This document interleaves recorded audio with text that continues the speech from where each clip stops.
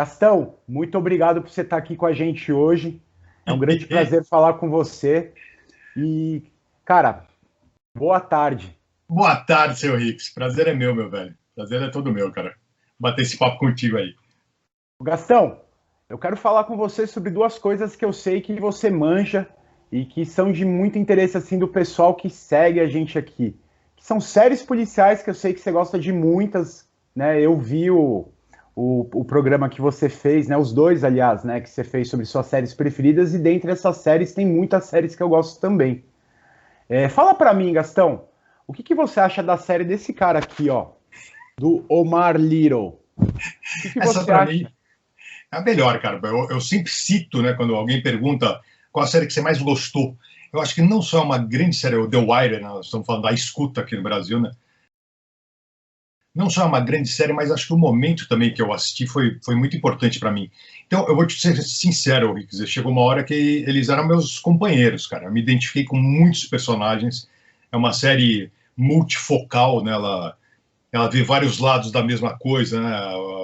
Pelo lado dos bandidos, da polícia, dos políticos. Então, é uma série muito interessante. E, cara, eu acho que num espaço curto de tempo, para 5 temporadas, e foi uma das séries mais importantes, porque quando acabou eu fiquei triste. Eu confesso a você que eu fiquei realmente triste. E tem personagens maravilhosos, um deles é o Omar, talvez seja dos mais legais mesmo.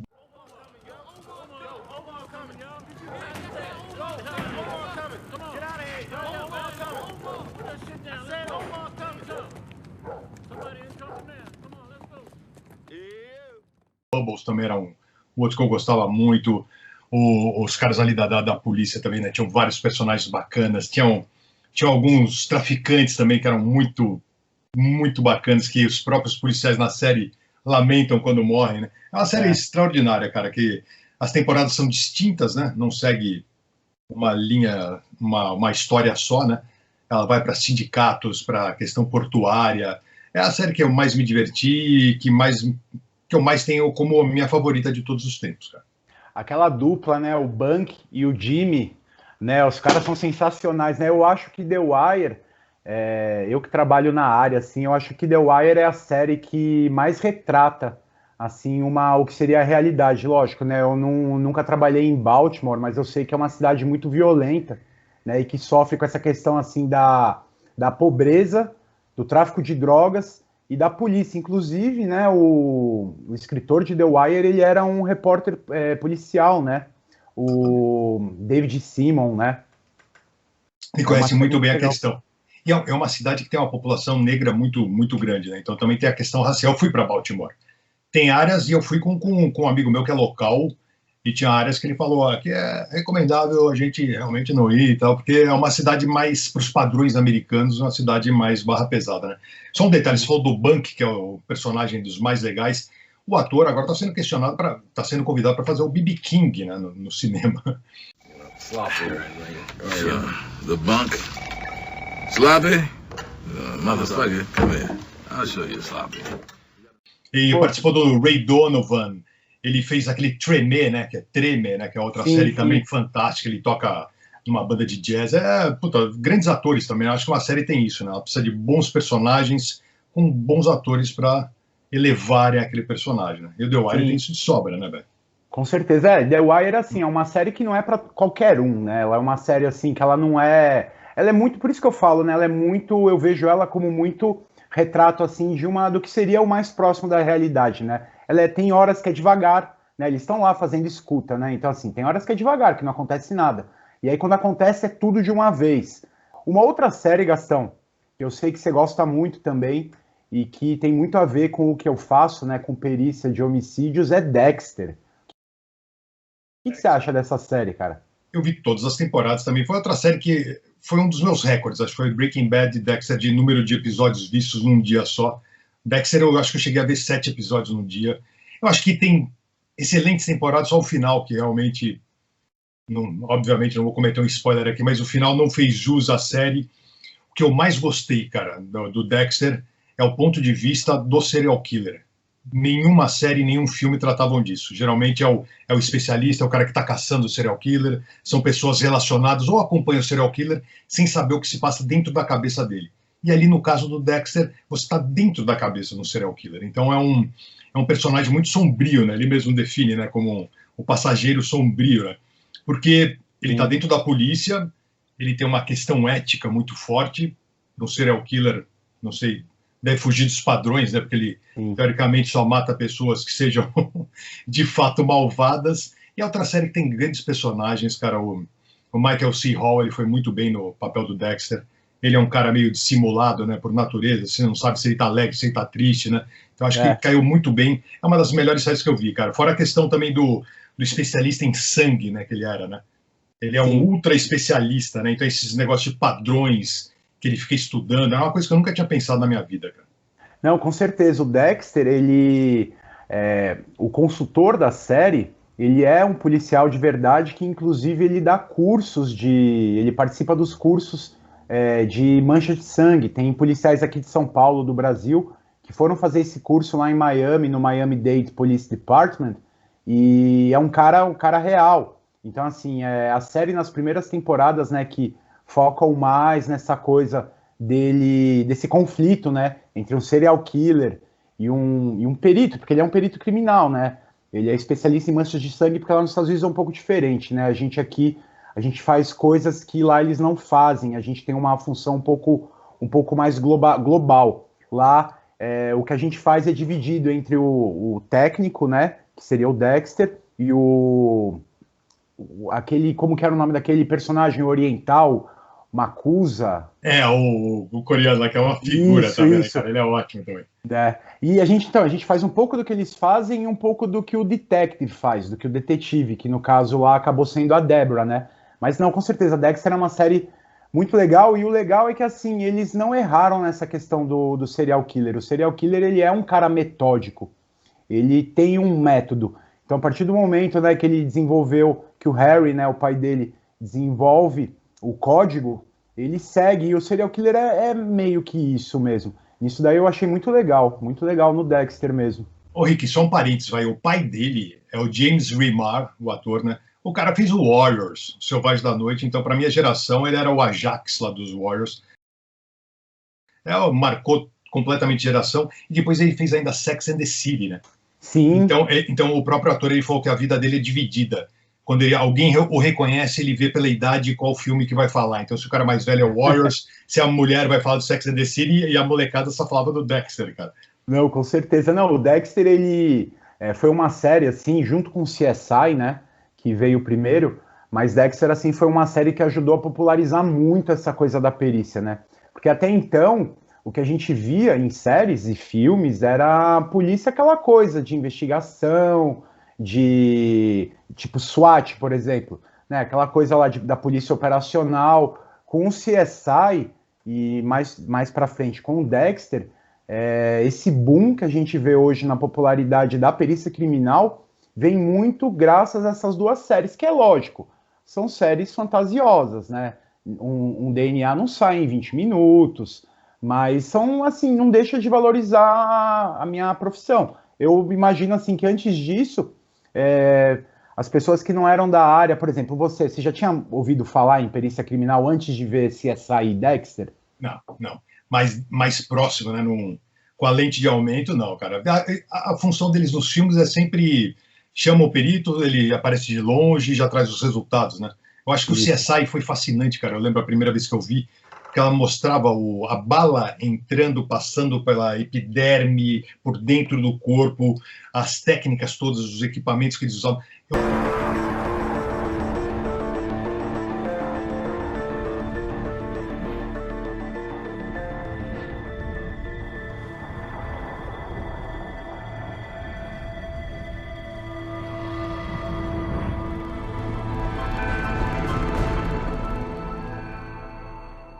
Eu conheço várias pessoas que foram, inclusive a baterista que eu tinha no Cratera, em Florianópolis, ela se tornou uma CSI lá em Santa Catarina por causa da série, cara. Ah, não sabia, que legal. E que mostra que eles têm uma cultura também, né? Mostra porque o tempo inteiro eles estão falando de coisas que não tem a ver com a profissão propriamente dita, e ajuda eles, né, os ajuda a resolverem os problemas, né? Então a série cansou, a fórmula cansou porque... Sim. Foram spin-offs, né? Miami, Las Vegas, Nova York, e durou muito. Então, mas a série é fantástica, cara. Eu acho que mostrou, foi a primeira, eu acho que foi a primeira mesmo a mostrar esse lado mais, de uma maneira mais apurada, né? Sim, no CSI, na época que o CSI começou, lá quando eu estava lá pela terceira, quarta temporada, foi mais ou menos a época que eu comecei a me preparar para o concurso. E eu confesso que naquele começo lá, que era aquele boom do CSI, me influenciou bastante também na escolha da minha carreira. Tanto é que no começo, isso daí eu praticamente não falo sobre isso, mas no começo, meu primeiro 1 ano e meio, eu só queria trabalhar à noite, porque no CSI Las Vegas eles faziam o Graveyard Shift, né? Eles trabalhavam à noite. Então, assim, foi uma coisa assim que no começo realmente me influenciou bastante. E como você falou, né? Por ter tido. É porque o legal da gente diferenciar séries assim como o CSI e como The Wire e até o Dexter é que o CSI segue aquela fórmula do Monster of the Week, né? O caso da semana, o monstro da semana. Geralmente, assim, são coisas fechadas, né? Tem aquela linha que segue atrás dos personagens, né? A gente sabe, assim, que no decorrer da série, o Grissom tem os conflitos internos dele, Problema de audição. A Catherine tem os conflitos internos dela, mas é aquela coisa que os casos se encerram no final da semana. E o The Wire é uma das séries daquela terceira onda, terceira geração de ouro da TV americana, né? Junto com Sopranos, com Deadwood, com uma outra série do Michael C. Hall que eu acho fantástica, sem spoiler, mas que tem o melhor final de todos, o Six Feet Under, que aqui no Brasil foi a Sete Palmos, né? Eu vi 3 temporadas, eu não terminei, são 5, né? Assiste, cara. Então, aí que revelou o Michael C. Hall, né, o ator, para fazer o Dexter. Essa é uma das séries mais emocionantes que eu vi, a Sete Palmos. A trilha eu achava linda, ela tem um humor negro com desempenhos ali, todo mundo manda bem na série, o pai da família, quando aparece, é um show à parte, né? É tocante, né? Tem vários casos ali que realmente os questionamentos sobre vida e morte, né? Essa é uma das favoritas, eu preciso terminar, cara. Ainda não me conta o final, pelo amor de Deus. Não. Ainda faltam 2 temporadas e eu não consegui ver, cara. Assiste, cara, porque assim são, na minha opinião, assim, eu já assisti muita coisa, assim. Assim como você, eu amo filme, eu sou filmes e séries, assim. E eu vou te falar, os 10 minutos finais, assim, provavelmente a coisa mais tocante que existiu na história da televisão. É maravilhoso, é tudo perfeito. Eu não vou falar mais nada para não estragar. Tenta pegar essa reta final aí que assim que você não vai se arrepender, que realmente é muito bonito. Então agora, ó, Gastão, saindo um pouquinho dessa questão de séries, outra coisa que eu sei que você é especialista é na questão obviamente, música, né? E o seu convite foi uma ideia sua e da Bia, né? Eu falar sobre as mortes famosas, né, do mundo da música, dando um enfoque na minha especialidade, que é perícia criminal. A gente começou, né, com a morte do Michael Hutchins, que, né, está disponível no Casagastão para o pessoal assistir. Eu continuei, né? Eu achei realmente assim, foi uma ideia muito boa e eu tenho feito esses vídeos, mas eu não estava presente, né? Eu não vivi a maioria desses momentos, né? Eu comecei a viver a partir, eu acho assim que a primeira morte famosa mesmo que eu me lembro assim que me pegou assim foi a do Kurt Cobain, né? Em 1994, no dia 8 de abril de 1994, apesar que a morte dele mesmo foi no dia 5, né? Enfim, você lembra bem dessa época? Dessa época você ainda estava na MTV, né, em 94?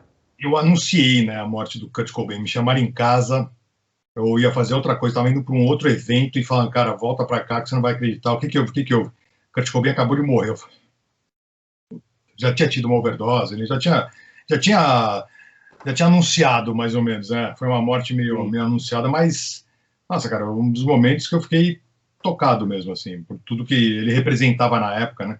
Mexeu. A primeira que eu lembro, Ix, para te falar a verdade, foi a do Elvis, cara. Foi em 77, eu tinha 10 anos, e na minha classe, tinha um colega, um dos meus melhores amigos, ele era muito fã do Elvis, porque o pai era muito fã do Elvis.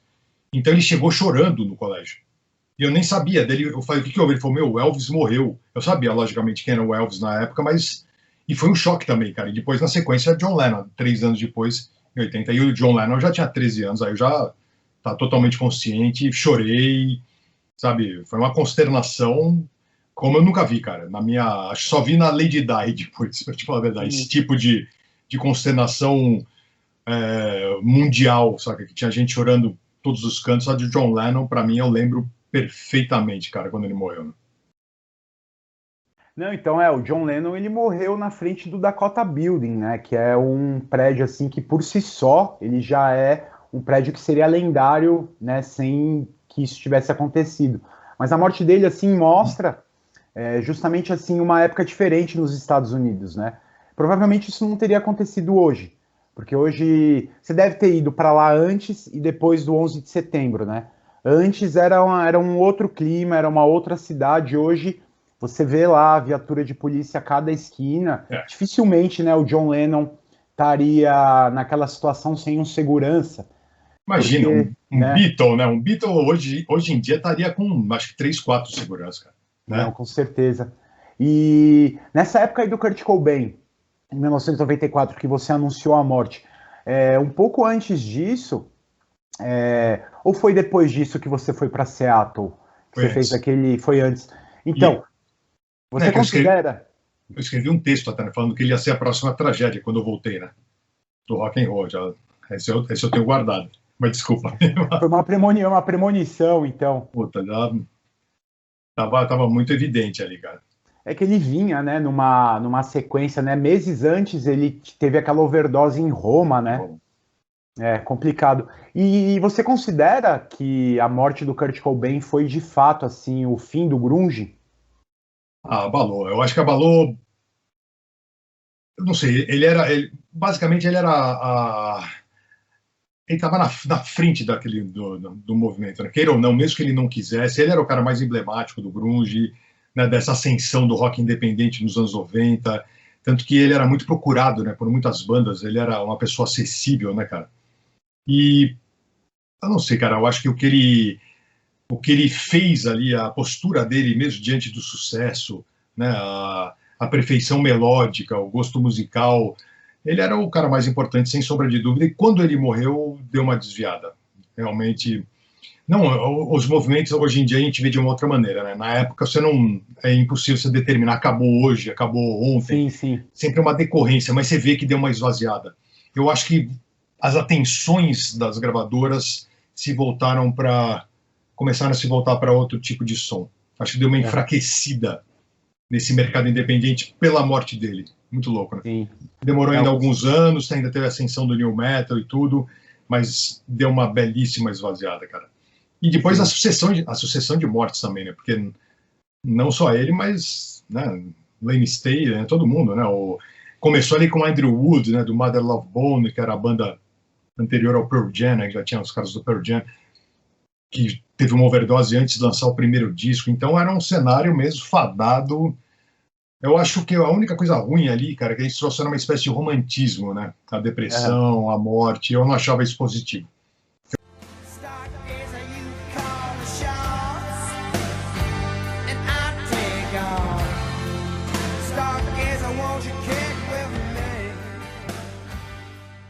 Eu sabia que isso ia causar problemas para quem não estava preparado a encarar. Então, achava uma postura um pouco perigosa deles, assim. E a vez que eu vi o Kurt Cobain em 92, na festa da MTV, eu vi um ensaio. E ele estava sentado, quase levantaram ele para passar o som, cara. Sabe? Ele estava completamente largado com cigarro, assim. Você via que ele estava descontente com a vida. Sim. Eu lembro que eu não cheguei aí ao show, né? Foi o Hollywood Rock, né? Que eles fizeram aqui no Brasil. Mas eu lembro, assim, eu vi a própria entrevista com o João Gordo, né? Que ele conta, né? Que ele foi o guia dele aqui em São Paulo, né? O chaperone dele aqui em São Paulo, né? E ele conta que o Kurt, né? Ficou, quando ele soube, né? Que o grande patrocinador do Hollywood Rock era uma grande empresa de cigarro e que ele ia ser televisionado na maior emissora de TV da época, eu acho que isso deu, né, avacalhou total, né?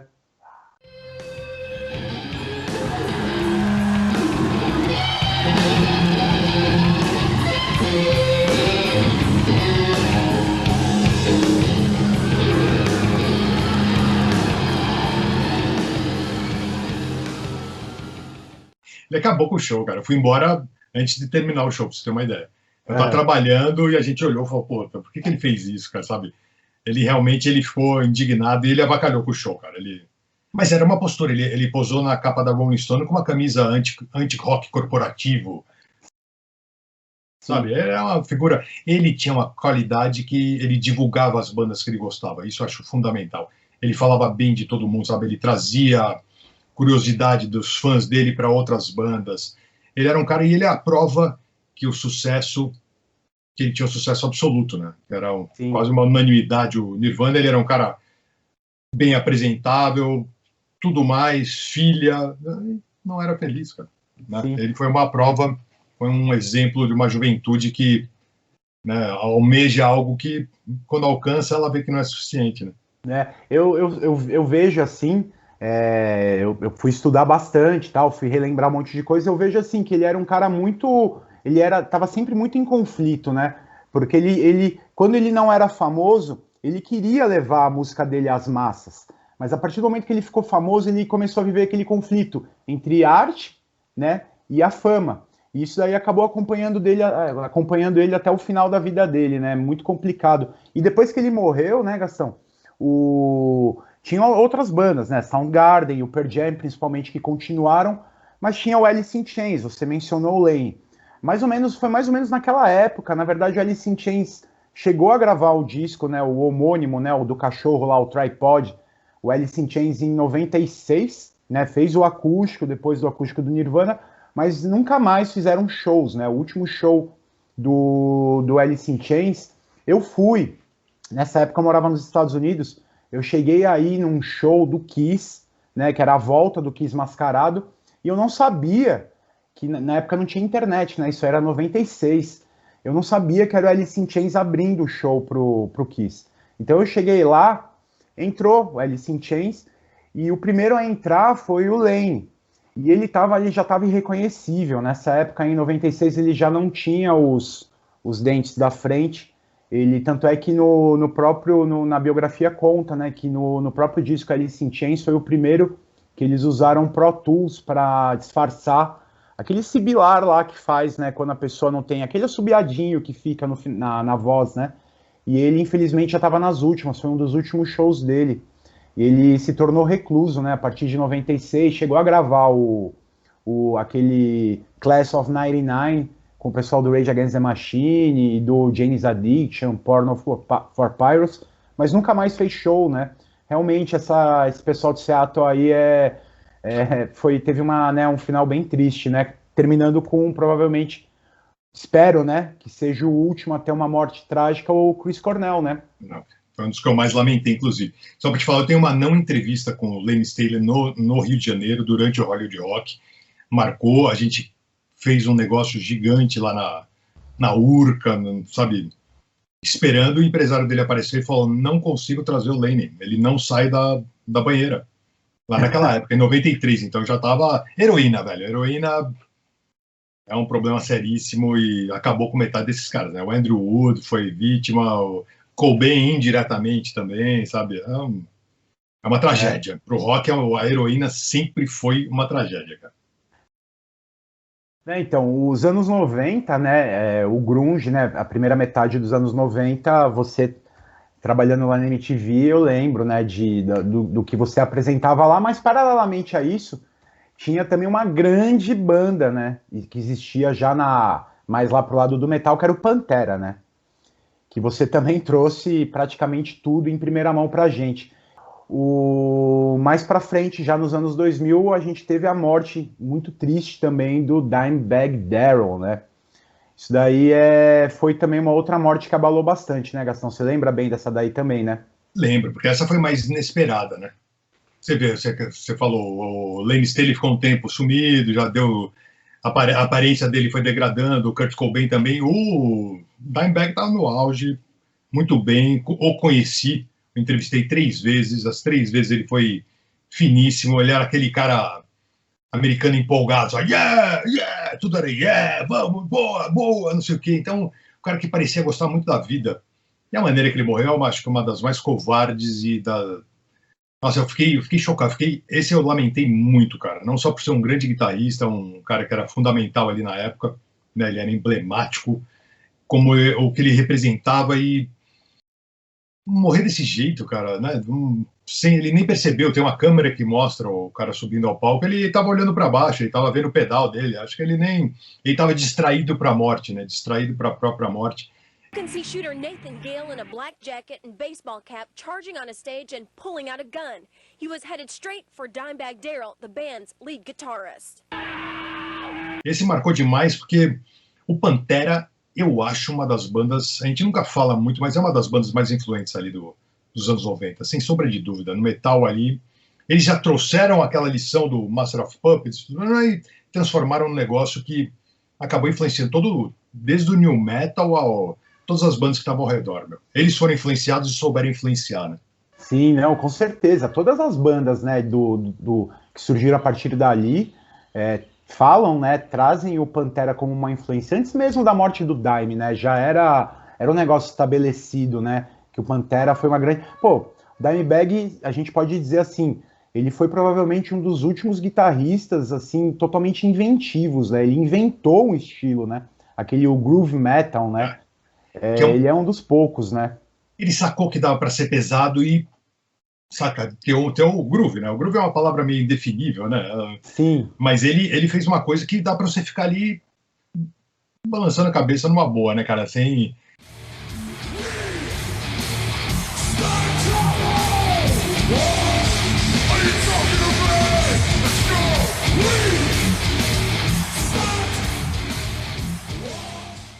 É uma banda que até os Raimundos foram influenciados na época, no auge, né? Os Raimundos vinham naquele forrocore, eles ouviram Pantera e eles mudaram o som, né?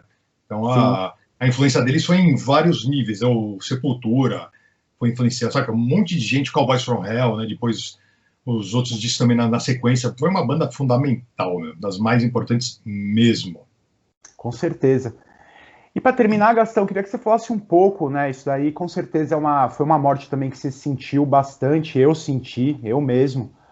Duas delas, na verdade, né? Que não foram mortes violentas, mas foram mortes que, sem dúvida, a gente não esperava, né? E trouxeram também um grande impacto e o fim de duas bandas das mais influentes da história, né? Que foi a morte do Neil Peart e a morte do Ed Van Halen, né? São duas bandas que eu sei que você acompanhou durante sua vida inteira. Eu lembro do seu vídeo do Neil Peart, aquele dia, Gastão, e se eu não me engano foi dia 10 de janeiro, eu tava com a minha filha no sítio do meu tio no interior, e logo eu acordo muito cedo também, eu sei que você também, era umas 6 e pouco da manhã, eu abri, se eu não me engano, um desses sites de notícia, e eu vi a notícia ali e eu não acreditei.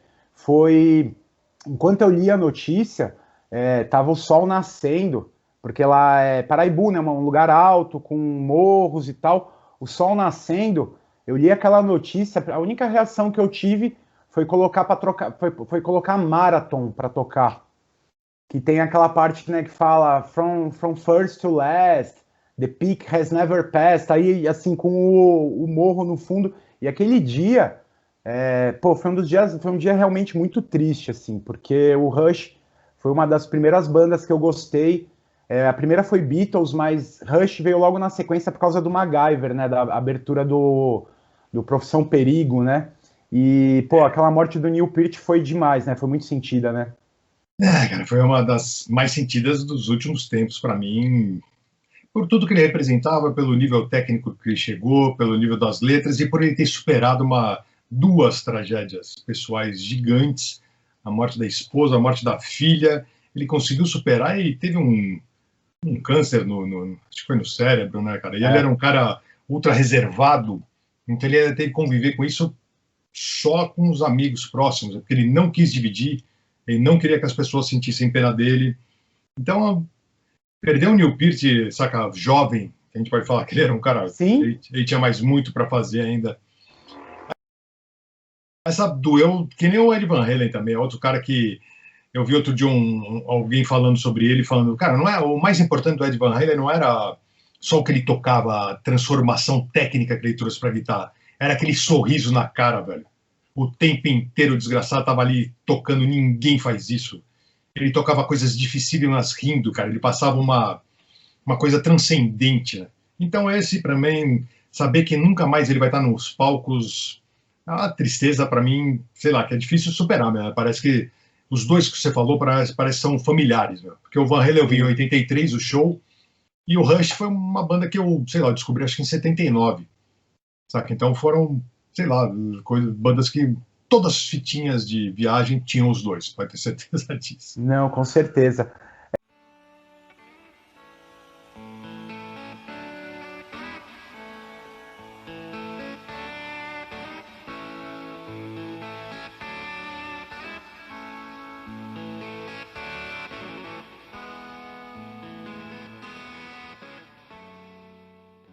É aquela coisa, né, Gastão? O pessoal tem que, as pessoas, a gente vai vivendo, né? O tempo vai passando e a gente, às vezes, não dá muito valor para as pequenas coisas, né? Olha lá, caneca, ó, saúde, cheers. Conhece aqui ou não? Conheço. Groselinha, cara, groselha. Groselha.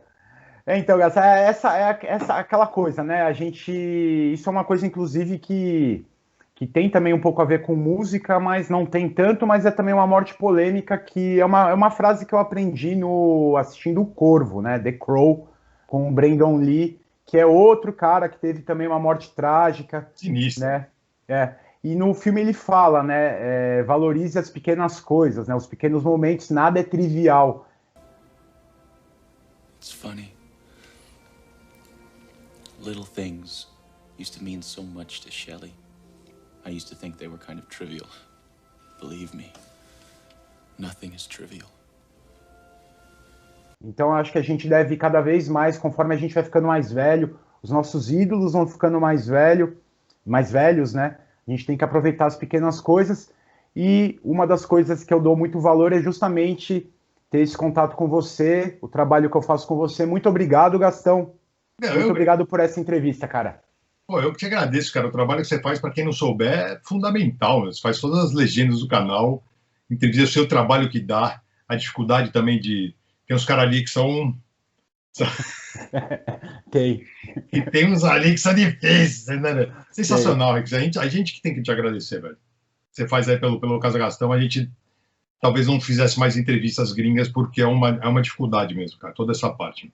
Pô, eu que agradeço. Vida longa, vamos continuar.